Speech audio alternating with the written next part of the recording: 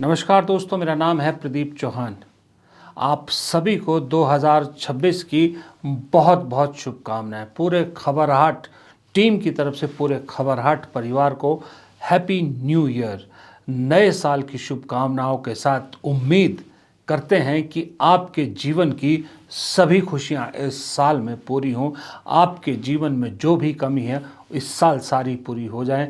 जो भी आपके परिवार, आपके अपनों की इच्छाएं हैं, उन सब की पूर्ति हो।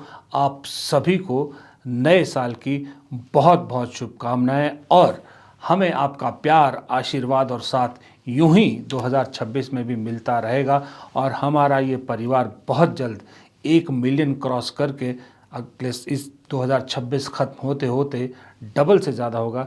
इसी उम्मीद के साथ इस सफ़र की शुरुआत इस नए साल में करते हैं इस पहले वीडियो से, क्योंकि मैं जानता हूँ रात आप लोग न्यू ईयर मनाया होगा। आप में से बहुत से लोगों ने, जो जवान हैं, पार्टी करते हैं, सब कुछ है, अच्छी बात है, नए साल का स्वागत किया होगा।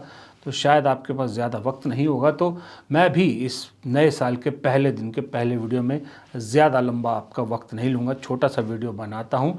क्योंकि हमने 2026 में एंटर किया है तो ये देखना भी ज़रूरी है कि पिछले साल हमने अपनी ज़िंदगी में क्या खोया, क्या पाया। इसी तरह से राजनीति में इस सरकार ने क्या खोया, क्या पाया, इसका गुणगान करने के लिए तो पूरा एक तंत्र मौजूद है। लेकिन एक नज़र डालना ये भी ज़रूरी है कि जिस बीजेपी को निरंकुश होने से जिसने रोका है उसका नाम है कांग्रेस। अगर कांग्रेस कमज़ोर होती तो ये सत्ता निरंकुश हो जाती, लेकिन कांग्रेस मजबूत है, बरगद का पेड़ है, खड़ी है। उस वट वृक्ष ने इस साल क्या खोया, क्या पाया, इस पे एक छोटी सी नज़र डाल लेते हैं। और मुझे लगता है कि इससे शायद 2026 में इन गलतियों, अगर कोई जो गलतियां या कमी रह गई, उससे सीख कर कांग्रेस आगे का सफ़र तय करेगी। पहले बात खोए की कर लेते हैं, क्योंकि खोए की बात करना भी ज़रूरी होता है। मेरे हिसाब से इस बार अगर कांग्रेस ने कोई सबसे बड़ी चीज़ खोई तो वो खोई थी कि एक भी चुनाव कांग्रेस नहीं जीत पाई। चाहे महाराष्ट्र हो, चाहे हरियाणा हो, चाहे दिल्ली हो, चाहे बिहार हो, सारे विधानसभा चुनाव कांग्रेस हारी।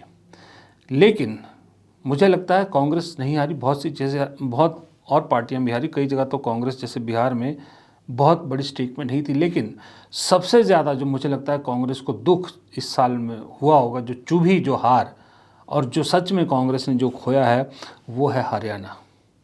हरियाणा में कोई पॉसिबिलिटी नहीं थी कि कांग्रेस हारती।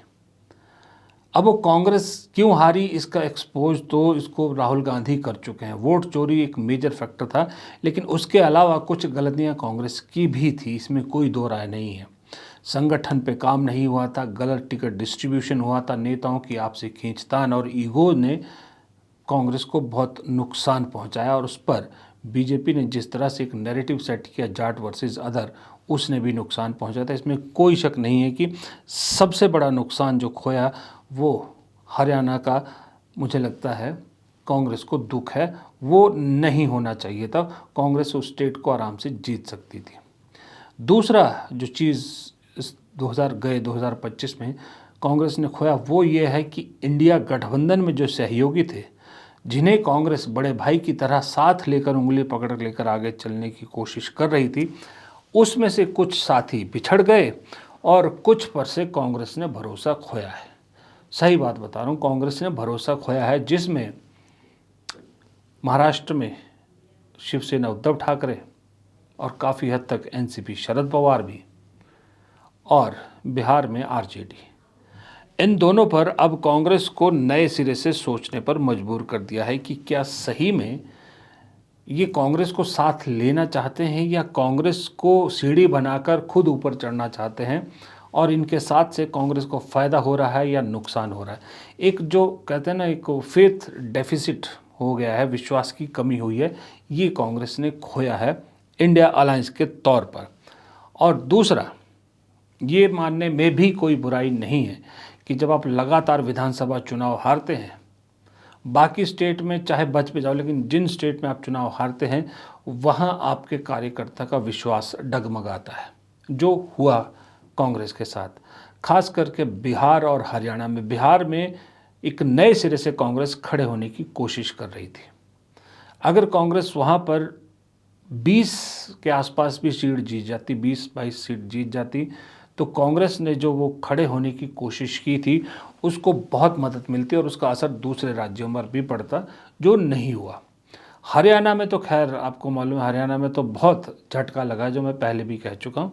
ये कुछ चीज़ें ऐसी हैं जो कांग्रेस ने खोई हैं और दिखाया इन्हीं को बड़ा गया है कि भाई कांग्रेस लगातार चुनाव हार रही है और चुनावी हार को इस देश में ना जाने क्यों पार्टी की मजबूती से गिना जाता है। दिखाया इसको बड़ा गया है, इसलिए अगर मेजर पॉइंट ऑफ व्यू तो मुझे इन तीन के अलावा कोई बड़ी चीज़ ऐसी नहीं दिखी जिसको मैं कांग्रेस के खोए में गिन सकूं। ये तीन चीज़ें हैं जो खोई हैं कांग्रेस में, इसमें कोई शक नहीं है। अब बात आती कि पाया क्या है। मुझे ऐसा लगता है कांग्रेस ने 2025 में खोया, अगर चुनावी हार को छोड़ दिया जाए तो खोया कम है, पाया ज़्यादा है। क्योंकि 2025 में जो कांग्रेस मुझे दिखी है वो पिछले 12 साल में नहीं दिख रही थी।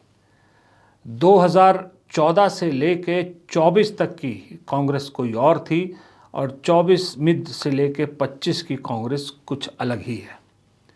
सबसे पहला है कि इस देश को 12 साल में, 14 साल में या उससे भी ज़्यादा वक्त में पहली बार देखने को मिला है कि एक मजबूत लीडर ऑफ अपोजिशन, नेता विपक्ष कैसा होता है।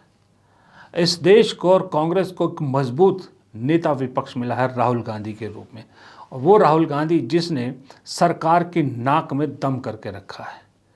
कोई ऐसा मुद्दा नहीं है जो राहुल गांधी का सच साबित ना हुआ हो और राहुल गांधी ने किसी ऐसे मुद्दे को बीच में भी नहीं छोड़ा है। इसलिए एक मजबूत नेता विपक्ष मिलना कांग्रेस की सबसे बड़ी कामयाबी है, क्योंकि ये सिर्फ देश को नहीं मिला है, कांग्रेस को भी एक मजबूत नेता मिला है और कांग्रेस को और इनफैक्ट खुद राहुल गांधी को भी ये विश्वास जगा है कि एक दिन राहुल गांधी का प्रधानमंत्री बनना, इस देश का प्रधानमंत्री बनना तय है। ये इस 2025 ने इस देश को दिखाया है।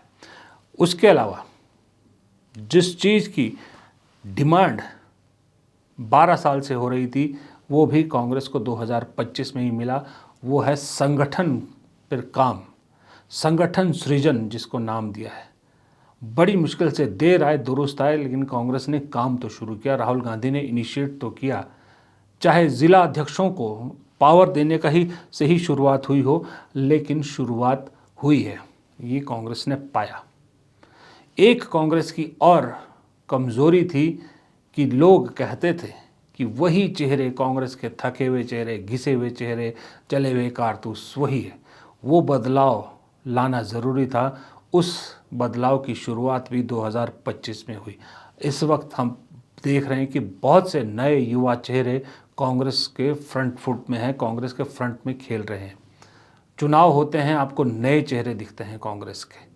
एक बदलाव सही, एक पुरानी कांग्रेस को नई कांग्रेस में राहुल गांधी के ने बदलने की जो कोशिश की थी उसकी शुरुआत हो चुकी है और उसका असर भी दिखने लगा है। ये भी कांग्रेस ने पाया है। अब जब ये सारी चीज़ें होती हैं तो जब ऊपर टॉप में लीडर मजबूत होता है तो जाहिर सी बात है फिर पार्टी कार्यकर्ता में भी जोश आता है। और 2025 में जो जोश कांग्रेस में दिखा वो कहीं 5-7 साल पहले आ चुका होता तो शायद 2024 के चुनाव के नतीजे कुछ और ही होते। जोश था, लेकिन इस सब के बीच में एक सबसे अहम कांग्रेस को जो मिली, कांग्रेस ने जो पाया, या कांग्रेस के लिए जो सबसे अच्छी खुशखबरी आई, वो थी राहुल गांधी और सोनिया गांधी के नेशनल हेराल्ड मामले में क्लीन चिट मिलना, अदालत का उस मामले का संज्ञान ही नहीं लेना। बीजेपी का एक बहुत बड़ा मुद्दा हाथ से निकल जाना। जब भी कांग्रेस, राहुल गांधी भ्रष्टाचार की बात करते थे, बीजेपी के पास एक ही जवाब होता था, खुद भी माँ बेटा जमानत पर है। अब जब कोर्ट ने मामले का संज्ञान लेने से ही इनकार कर दिया, यानी मामला खत्म हो गया, ये एक बहुत बड़ी राहत न सिर्फ गांधी परिवार के लिए है बल्कि पूरे कांग्रेस के लिए। मुझे लगता है कि लीडर्स का क्लीन चिट होना, क्लीन इमेज होना, एक बहुत बड़ा बूस्टअप होता है किसी भी पार्टी के कैंपेन के लिए, किसी भी पार्टी की छवि के लिए। अगर आपके लीडर पर ही आरोप लगे हों तो आप भ्रष्टाचार जैसे मुद्दे पर तो सवाल उठा भी लें, लोग विश्वास नहीं करते। लेकिन जब आपका लीडर क्लीन इमेज का हो, उसका स्लेट बिल्कुल क्लीन हो, तो आपके मुद्दों पर वज़न डलता है। ये एक मुझे लगता है बहुत बड़ी कामयाबी। अगर मैं टॉप 4 कामयाबी गिनाऊं, पहली अगर मैंने राहुल गांधी का मजबूत लीडर ऑफ अपोजिशन पे रखूंगा, तो दूसरे नंबर पे ये रखूंगा नेशनल हेराल्ड का जो है वो उस केस से बरी होना। तीसरा जो एक मजबूत फैक्टर या मजबूत चीज़ कांग्रेस ने इस 2025 में पाई, वो ये है कि कांग्रेस चुनाव आयोग को एक्सपोज करने में और चुनाव आयोग बीजेपी नेक्सस को एक्सपोज करने में पूरी तरह से कामयाब हुई है। 2025 से पहले चुनाव आयोग पर सवाल उठाता था विपक्ष, ईवीएम पर सवाल उठाता, लेकिन उस मुद्दे को ज़मीन नहीं मिल पाती थी, ट्रैक्शन नहीं मिलता था, लोग डिस्कस नहीं करते थे इस मुद्दे को। हालांकि आप कहेंगे कि चुनावी मुद्दा तो आज भी नहीं बन पाया, ठीक है, ये विधानसभा में नहीं बना, लेकिन लोकसभा में ये बहुत मेजर मुद्दा बनने वाला है, आज आप लिख के ले लीजिए। लेकिन मुद्दा अगर 2029 में बनेगा, डिस्कशन का मुद्दा तो आज की डेट में हर एक की ज़ुबान पर है। और ये हुआ कैसे? हुआ ये कि राहुल गांधी और कांग्रेस ने चुनाव आयोग को एक्सपोज किया, वोट चोरी का खुलासा करके एक्सपोज किया। उसके बाद एसआईआर में जो हो रहा है उसको लेकर जिस तरह का एजिटेशन किया कांग्रेस ने, उसने चुनाव आयोग की पूरी जो एक वो है सांठ-गांठ है उसको खोल कर रख दिया है। चुनाव आयोग इस वक्त पूरी तरह से एक्सपोज हो चुका है। उसी के साथ नंबर जो अगला नंबर है, अगर इसी में आप जोड़े तो सरकार एक्सपोज हुई कि सरकार दरअसल कितना डरती है महात्मा गांधी से और कितना डरती है कांग्रेस की स्कीमों से। जब मनरेगा का स्कीम को बंद करके जी राम जी योजना लागू कर दी गई, मोदी जी कहते थे मनरेगा को मैं कभी बंद नहीं करूंगा, ये यूपीए की कांग्रेस की कमजोरी का सबसे बड़ा ढोल है, मैं पीटता रहूंगा।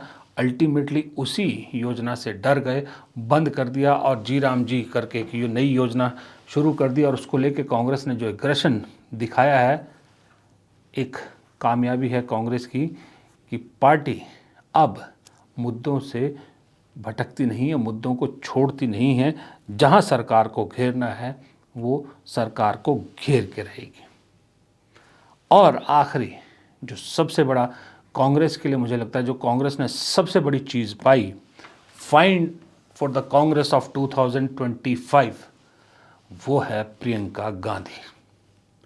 राहुल गांधी बहुत मौक़ों पर, मैंने खुद अपने वीडियो में भी कहा, अकेले पड़ते नजर आते थे। राहुल गांधी अकेले होते थे तो पूरी बीजेपी उसे घेरती थी, उनको घेरती थी, चारों तरफ से प्रहार करती थी। कांग्रेस में कोई ऐसा दमदार चेहरा नहीं दिखता था जो राहुल गांधी के साथ खड़ा हो। लेकिन पिछले 1 साल में प्रियंका गांधी ने वो साबित कर दिया जो एक्सपेक्टेड भी था उनसे। प्रियंका गांधी ने साबित कर दिया क्यों उनमें इंदिरा गांधी की झलक दिखती है, क्या लेगेसी लेकर वो आती है। अपने सांसद काल के दौरान सिर्फ 1 साल के कार्यकाल में जिस तरह से सदन में अपनी प्रेजेंस और सदन के बाहर अपनी प्रेजेंस प्रियंका गांधी ने दिखाई है, मजबूरन बीजेपी हो, कांग्रेस हो, कोई और हो, आज प्रियंका गांधी को लेकर डिस्कशन करती ही है।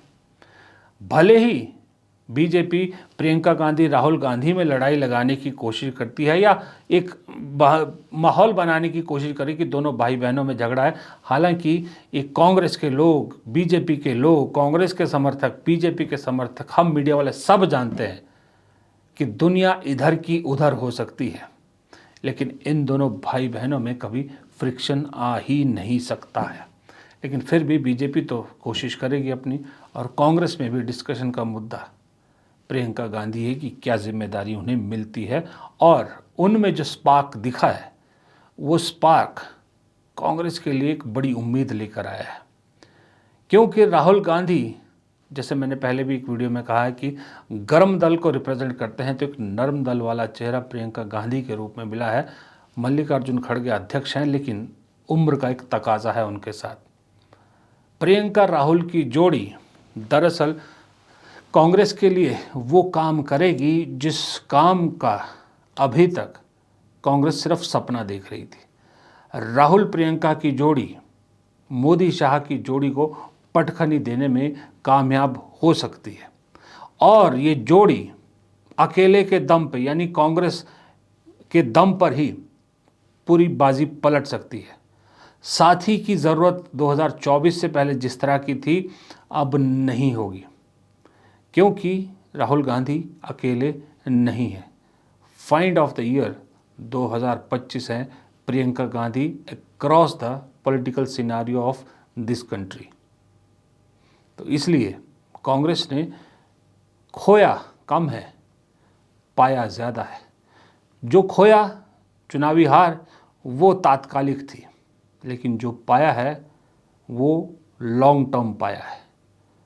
जो आज कांग्रेस खो रही है उसका असर अभी दिख रहा है, जो पा रही है उसका असर 2029 में दिखेगा। इसलिए जितनी मेहनत कांग्रेस ने की थी, जितनी उम्मीद कांग्रेस ने की थी, उतना मिला तो नहीं, लेकिन मिला फिर भी काफ़ी कुछ है और 26 में ये सफ़र यूं ही जारी रहेगा और तेज़ी से बढ़ेगा। फिलहाल इस वीडियो में इतना ही। प्रदीप चौहान को दीजिए इजाज़त। नमस्कार।